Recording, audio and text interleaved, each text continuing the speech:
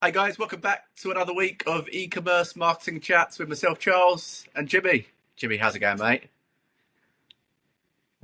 Good, mate. Good to be back for another week. I feel like some of these chats are almost becoming a cross between e-commerce and what's happening in the AI space as well. But funnily enough, I think they're both pretty interconnected at the moment. I think a lot of e-commerce business owners are looking to integrate AI into certain parts of their business, and a lot of them don't even know where to start. So I think it's good that we're touching base on some of those AI things that are approaching and coming and here already, and how you can use them and where people are using them, because I think it's just the rate at which it's kind of developing is crazy. It's funny, like a few months ago, I'd say majority of people that I was talking to, still testing AI, and they use AI as their, ChatGPT as their main kind of chat channel, and it's got all the data on them, so they're comfortable using that. It's shifted completely now. Everyone that I talk to and everyone I know is on Claude now. So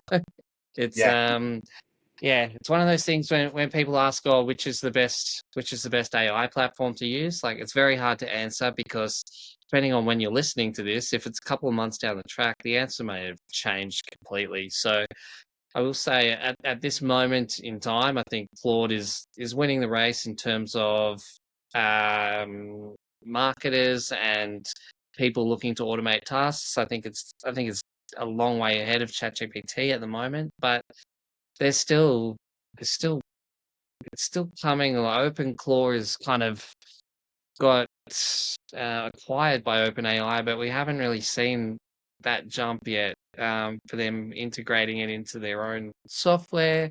And then Perplexity has bought out their own version too, which is worth testing. And um, yeah, I think Gemini is just improving constantly all the time too. And you got Manus coming through from Meta. Uh, there's a lot happening in the space, and it's why I don't like recommending AI platforms, because yeah, whichever whoever's taking the lead in the moment in terms of who can do what is changing at such a rapid rate. It's crazy. yeah, for sure, for sure. It's funny enough, actually. I cancelled my ChatGPT pay plan last week because I realised I just wasn't using it anymore. Having said that, when I look into my client data for my e-commerce stores, the number one driver of referral traffic from those AI tools is always ChatGPT. So it's interesting that probably from a marketing perspective, Claude's being used more, but perhaps from a search perspective, when people are navigating for products, maybe even services, that ChatGPT seems to still be the dominant player. So yeah, it seems everyone's got a different there's a different purpose for each AI platform, and as you said, it's shifting pretty much every month. So we could be having this conversation Oh, next month, and it could actually, be I don't know the answer to I don't know the answer to this, Charles. But so if you search on Google, and there's kind of the AI little top bit at the start, and there's reference links to the sources they use. If you click through one of those links, how's it tracked in Google Analytics? Do you know? Obviously, it's not going to show from Gemini, I wouldn't assume, but um, do you know what kind of referral source it uses? Like, are you able to distinguish the traffic that's come from those AI snippets from Google? The only reason I ask is because you're right. ChatGPT is high on the referral side, but even myself recently, I find myself clicking those links in those AI snippets from Google more than I'm going to ChatGPT to research things at the moment. But I actually haven't looked into how that is shown on the referral side, or how it comes through yet or not. yeah, that's a very good point. I don't know if there's a way that you can distinguish between, you know, traditional organic search traffic and those AI referrals from Google. There may actually be a way. So something that I will certainly look into, because you're right, it might actually be that uh, referral traffic from, say, Google search from the AI section is actually higher But because it's not being tracked accurately, we can't kind of compare that against, say, ChatGPT. We can with, I know with like Gemini, for example, from Gemini, the native, app, you can see that, and you can see, from what I'm seeing, it's still less than ChatGPT. But I'm not too sure from the, look, the referral traffic from Google search, the AI Pacific, those AI overviews. Because you're right, I think that's, there's certainly more people clicking through than anticipated. And I'm certainly seeing, with my clients, I'm getting them more AI overview rankings. So yeah, it's there's a lot out there. Like I said, every AI platform has a different use case. But yeah, I'm seeing the same, Jimmy. Claude seems to, from a marketing perspective, Claude seems to be number one at the moment, and I've very much focused a lot of my processes and systems with learning about Claude. I think actually I'd be interested on your view on this, Charles. So for the group coaching call that I had today, we really kind of focused in on optimizing the meta title and description for their products. Mainly, and people might think, oh, on a group coaching call tailored around Google Ads, why would you be focusing on that? The reason that we focused on that is because how the app that is taught in this course is to use Simprosys, which is like a feed manager that sends your products from Shopify through to the Google Merchant Center. But what I was finding is a lot of the product titles and descriptions weren't optimized for the Google shopping experience. Now, what people don't want to do is they don't want to over optimize their product title on the title bit that's going to show up on their website. So what I'm getting people to do is to put more keywords and more descriptive titles for their products in the meta title and do better meta descriptions. One, so it shows up better organically, but what we do in Simprosys then is we say to Simprosys, hey, I want you to take the product title from the SEO title and the SEO description. So it pulls the meta title and the meta description, and it makes the quality of the feed better for Google Ads. So that's how they're intertwined. So when I'm talking to students about, hey, let's optimize all these organic things, this is how it feeds into Google Ads by making sure you have kind of a higher quality data feed. And people are always saying, you always hear, oh, you need to optimize your data feed, you need to optimize this. This is part of that. So part of optimizing your product feed is making sure you have really good titles, really good descriptions. They should be the first two things that you're looking at. But one of the exercises that I got everyone to do was to type in site and then the two columns and put in their own website just to see all the pages that Google was indexing and what they look like organically. And I think it shocked a lot of people. They're like, what? This is how my site shows organically? Like, this is what the homepage looks like for people who are searching my brand? I'm like, yeah. So if people listening to this haven't already done this, it's a really good exercise. So what you do is in the actual Google search column, you type in site and then the two dots, I think it's called the semicolon or whatever it is, those two dots, and then your website with no space in there, and then just hit enter.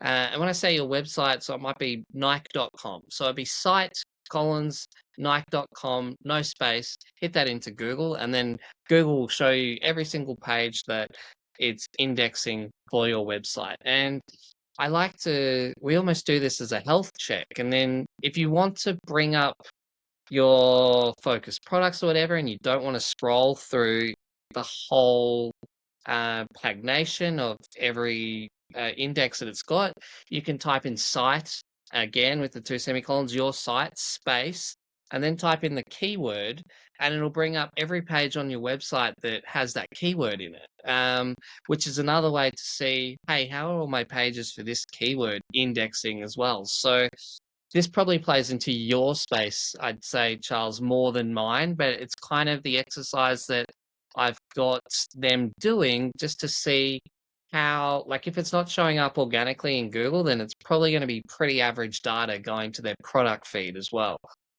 Yeah, no, it's a really good point. It's something that, similar to how I would approach it. And the thing that's worth noting is, yes, it's important to optimize those meta titles and descriptions, but actually Google often change them as well. They like they almost, so you you could do all the work to optimize them, which I would still suggest you do, because you are giving Google a reference to focus on, say, a particular keyword phrase. But just bear in mind that that often is changed by Google sometimes as well. So if you're wondering, well, look, I've got this particular meta title and description, and I know I've written it like this, but you go to Google search, you do the check that Jimmy just mentioned, and it's looks different. It's because Google often change those as well. So yeah, unfortunately with SEO, we're getting less control over time on what can show up, but you still What's the super important to optimize. this is what I wasn't 100% sure on. What's kind of the lead time when you change your meta title and description for it to show up in Google? I said to students, expect, upwards of 2 weeks, like it can take to show up. But and I did show them the search console, how you can re-index pages that you've Yeah. edited. But even when I've done it myself, I noticed that Google haven't picked it up for kind of a week or two. So just in your experience, Charles, like how long, if people are making these kind of organic changes, what's kind of the lead time that they can expect to see that reflected on Google? Yeah, it's usually a couple of weeks. I'll do the same, Jimmy. If I really want to get Google to index it quicker, I'll always re-index that page in Google Search Console. And typically, I do find that if you do that, you're gonna well, it's not always the case, but it will typically re-index the page quicker or get it indexed if it's not already indexed. And that's actually something I noticed, certainly with the larger e-commerce stores that have got a lot of product SKUs, is when I'll do like a monthly audit and I'll look at some of their latest product pages that they have released. They'll be live on the website, but they won't be indexed because Google has just not got round to actually indexing them. So I'll often go in and prompt to basically index that page. So that's just something to bear in mind. The larger your site, the longer it's going to take Google to crawl that site and potentially. If you can add that into your process, if you are launching new pages, to actually just go into Google Search Console and index that page, I would suggest doing so.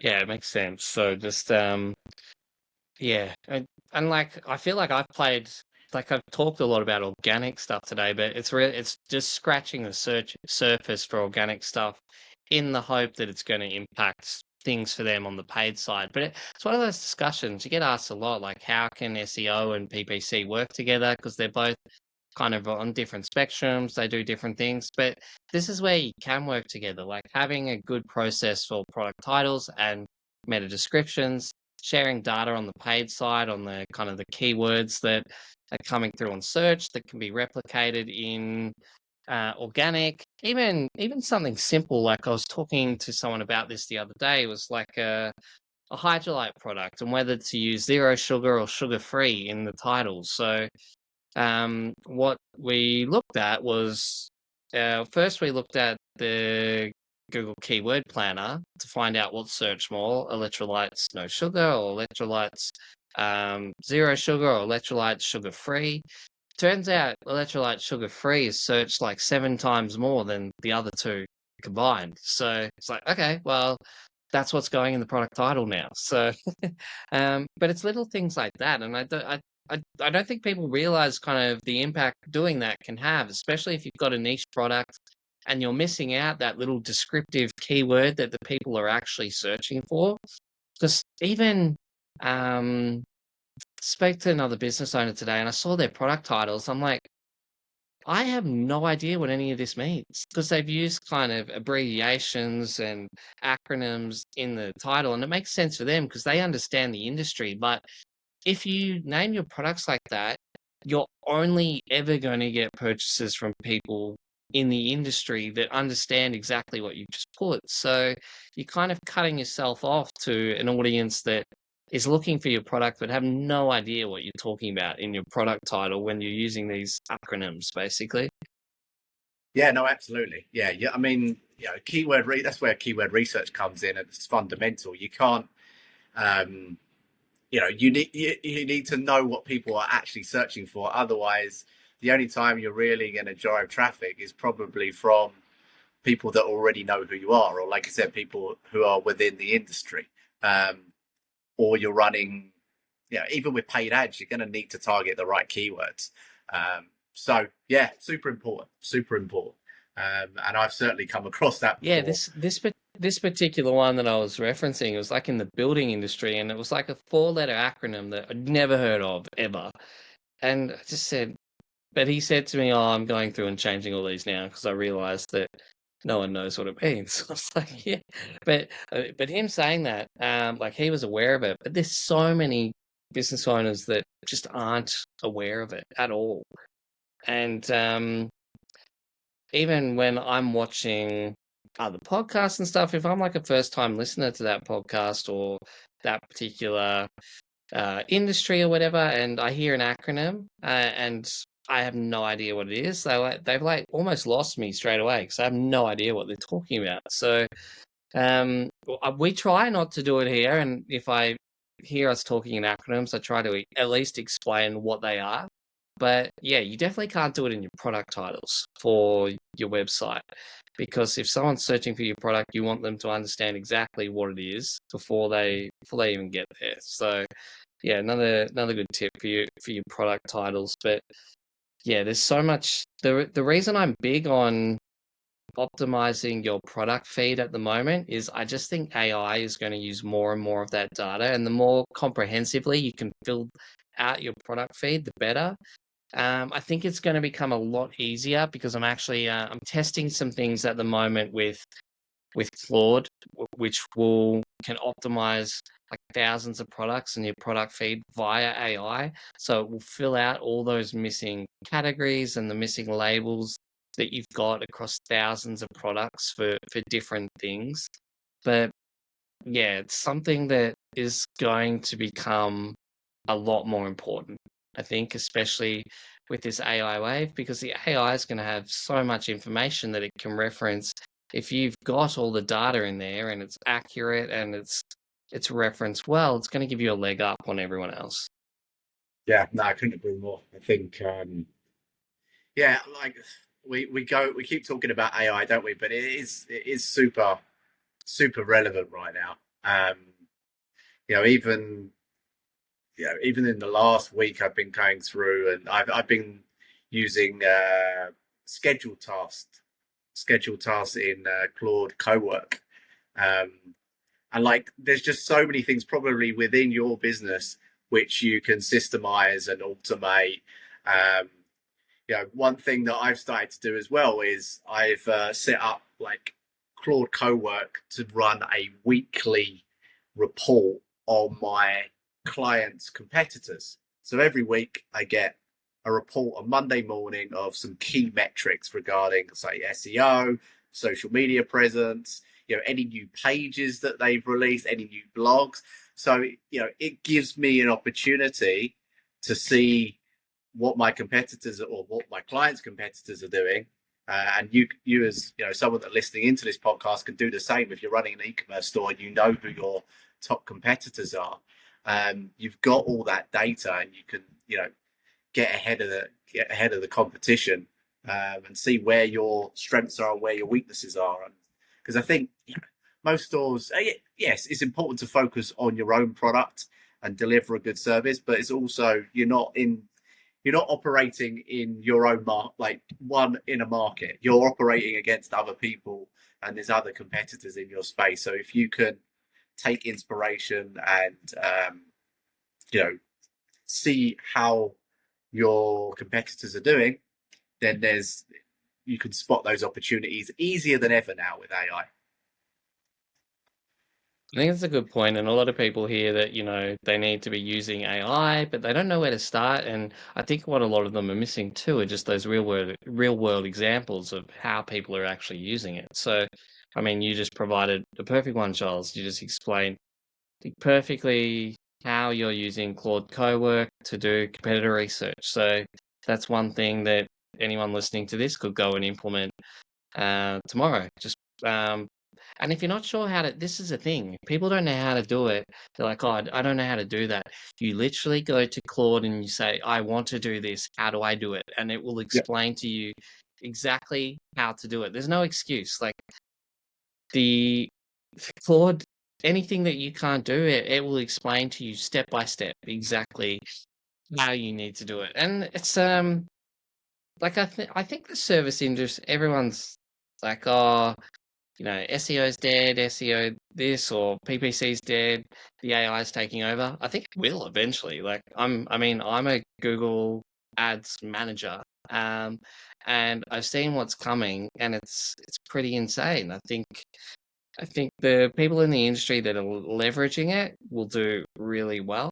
But I also think it's going to get to the point where clients can do it extremely well internally, as well. So I think this next wave, there's going to be a lot of jobs lost because, especially in places like Australia, like in the state that I'm in, they're about to mandate you being able to legally work from home 2 days a week, and all companies are like, what? How can the government mandate, like, tell us that our staff get to work from home 2 days a week? It's just insane, and it's going to fast track them bringing in AI and just making those jobs completely redundant. I don't think they can quite see what's coming, but it is 100% going to fast track that, because if your staff can work from home, AI can do it. Yeah, no, for sure. No, I think the we're going to see a big shift. It's certainly in the agency world where you're not going to see these large scale agencies with a huge overheads, in terms of headcount. You're going to see more probably like me and Jimmy, like 1 or 2 man operations that are able to service more clients and are leveraging AI. So I do think that the clients will, depending on the size of your e-commerce store, you may want to try and learn you know SEO or Google Ads yourself. However, you've got to be realistic of how many tasks you've got going on during the day.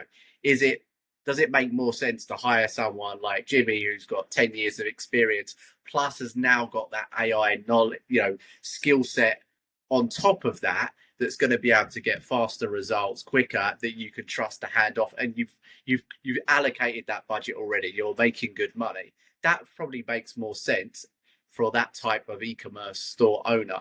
But if you're starting out and you haven't got the budget to hire a specialist, and you've got more time on your hands, then yeah, you can leverage these tools for sure. So I think it all depends what situation you're in.